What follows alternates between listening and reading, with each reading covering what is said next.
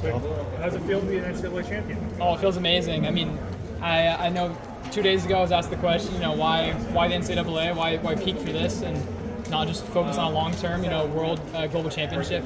And I know that there's goals down the line, but I think to win an NCAA championship is really special because it shows that you can show up and win on the day, even if it's not, a full U.S. stage. And so, to me, it was a big goal, and I'm glad that I was able to pull it off, and just as a part of my training towards a long-term goal. Can you walk me through the decision making you made after Kiowa made that surge? You didn't really counter it immediately, so what was your thought process there? Yeah, I knew that there was going to be kind of ebbs and flows to the race, and I knew that because he wasn't the one to take it out at first, which was definitely a possibility. I told myself I'd be ready for anything, but the fact that he didn't take it out at first, I knew that he would be willing to make a surge probably 2/3 of the way through or towards the end. But I felt confident that at that pace, which was already hot, that anybody that made a move was still going to pay the last lap, and so I knew that I just needed to kind of keep the string short enough, even if there was a gap where I could feel confident the last lap, and the string never got too long, and I could feel the tension, and the last lap felt very similar to last year's trials where it caught me off guard when I was passing people because everyone seemed like they were standing still, and I was like, okay, no one's accelerating, this is my time to go. So although he had a gap, I could feel that there was no acceleration the last lap, and so I felt confident.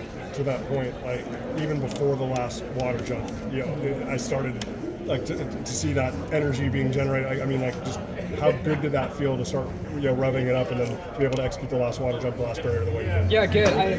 It's funny. I feel like I've trained it's kind of like overspeed training in practice. You're willing to do a little more risky stuff in practice, and so I've run very fast hurdle laps in practice, and I didn't have to do that today. But if anything, my coach's words were echoing in my mind, which is stay clear of the barrier, be very intentional. And so I found myself more than trying to go insane the last 300, just be calm and controlled and give enough, but still get well over the barriers. And so while I didn't feel like I was going maybe 100%, I was certainly giving as much as I could safely, and it definitely felt good to be getting, if anything, just clearing them safe. So that felt good.